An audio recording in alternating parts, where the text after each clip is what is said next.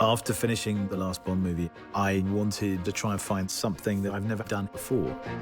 And I kept reading scripts and there was nothing that I wanted to do. And eventually my agent and Pippa, who's producing this movie, said, why don't you just write your own script? And I made a lot of fuss about, I don't write, They said, just try. This film is very much Sam's passion project. It's a thing that he had in his mind for a number of years and was just looking for a way to get the chance to make it. The idea for the movie came from when I was a very small kid. My grandfather fought in the First World War. His name was Alfred Hubert Mendez, and he went to war in 1917. He was a messenger on the front lines, and he was given the job of carrying the message from post to post. And I started with this fragment, really. Cut. Very good. Blake, pick a man, bring your kit. The movie's based around the journey of two men, and I wanted the audience to have a relatively new experience with those men. I wanted to feel that they didn't know them. And it's a real luxury to be able to make a movie on this scale with two actors who really are, relatively speaking, new to the game. George Mackay and Dean Charles Chapman, who are playing Schofield and Blake, both of them are extraordinary young actors. George embodies some of the qualities that I was looking for. There's something about him that's slightly old-fashioned and internal. And then Dean Charles Chapman, who plays Blake, is a wonderful, instinctive actor. Must be something big if the General's here. You have a brother in the 2nd Battalion. Yes, sir. They're walking into a trap. Your orders are to deliver a message calling off tomorrow morning's attack. Fundamentally, it's a very simple story. Two men have about 8 hours to get from one part of the Western Front to another. Action! You've got to cross into enemy territory on a race against time to deliver a message that will save 1,600 lives. Let's talk about this for a minute. Why? If we're not clever about this, no one will get to your brother. I will. Blake is the heart of the film. It's Blake's love for his brother which accelerates the story and gets them moving. Come on! In many ways, the movie's about that friendship and what happens to it. They help each other, but in ways they don't really fully comprehend. If you don't get there in time, it will be a massacre. Good luck. From the very beginning, I felt this movie should be told in real time. Every step of the journey, breathing every breath with these men, felt integral. And there is no better way to tell this story than with one continuous shot. From the first moment I talked to Sam about the idea of it as a one-shot movie, I knew it was going to be really immersive. Stay low. It's meant to make you feel that you are in the trenches with those two young men. And the camera never ever comes away from the two characters. Sometimes you have a camera being carried by an operator, hooked onto a wire, and the wire carries it across more land, and it's unhooked again. That operator runs with it, then steps onto a small Jeep, which carries him another 400 yards, and he steps off it again and goes round a corner. There's always that sort of get-out-of-jail card that you have with the movie. Well, we might be able to cut around this, or we might take that scene out.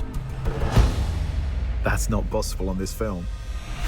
The dance of the camera and the mechanics all have to be in sync with what the actor's doing. It's like a piece of theatre every take. Once it starts, it can't stop. If something goes wrong, you just have to keep going. And there were so many scenes that I just completely got lost in. I'm sorry! We're on commission. Let me through. Orders from the General. Sometimes a scene was 6 minutes long, and when they'd call cut, I would completely forget who I was, and I was Blake. If you told it in a conventional way, I don't think you would have felt the energy. You're always moving forward. You never go back. And the planning was absolutely key.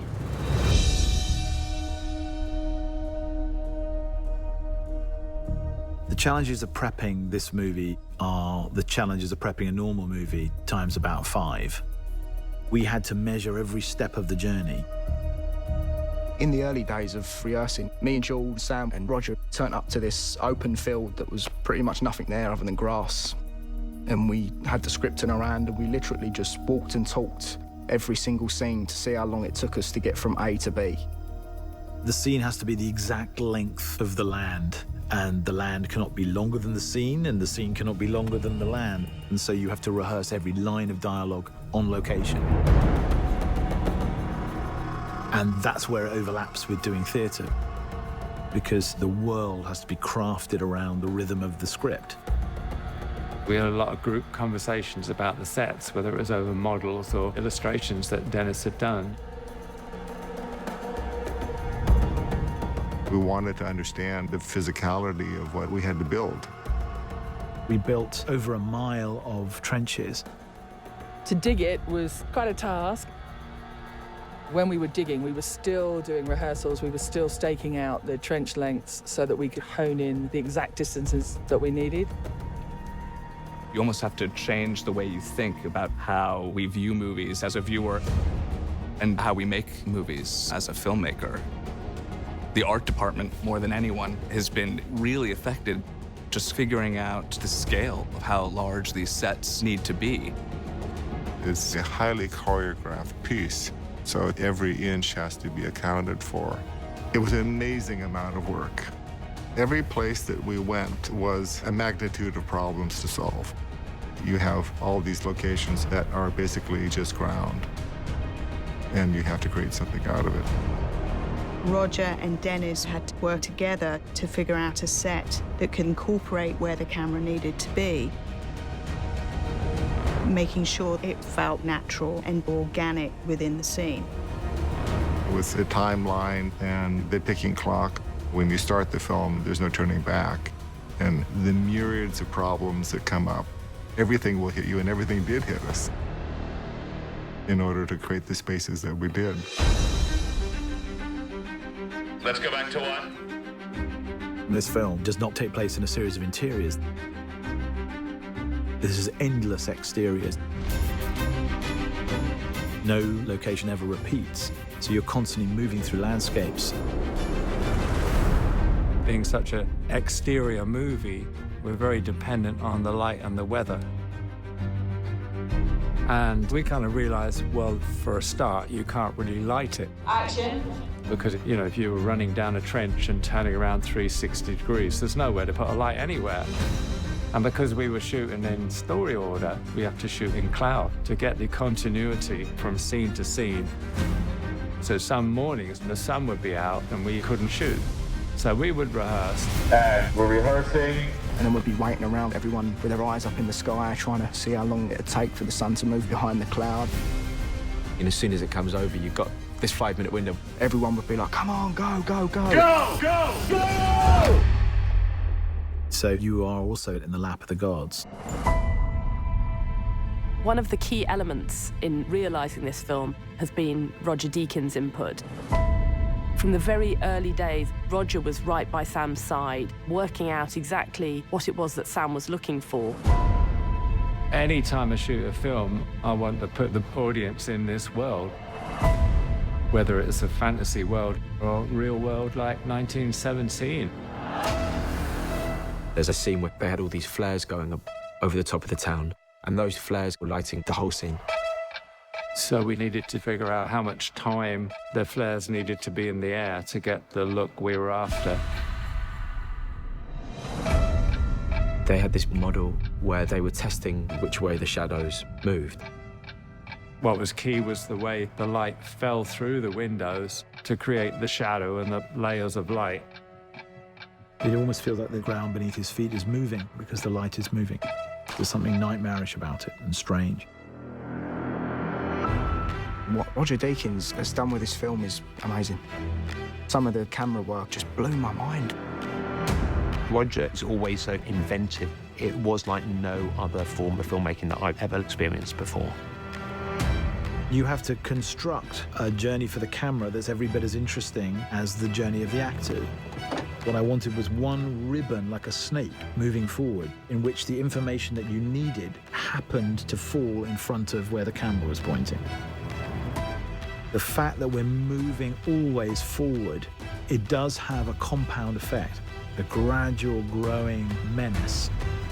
And that constant sense of threat of what isn't seen, of what might be around the corner, is baked into the DNA of this movie. There is only one way this war ends. Last man standing. It's really important that we don't forget the people who fought in the First World War. There's a duty to remember them and remember what they did. The things that these soldiers go through are horrendous. It's intimate in a way that I don't think any other war movie I've seen is. Until you actually see it on a screen, you don't really realize how immersive it is and how that technique kind of draws you into it. For me, engagement is very important, and that is behind the way in which we've decided to shoot this film. At the end of the day, you just hope you made something special that people feel personally about. When you achieve that, it's really beautiful and exhilarating.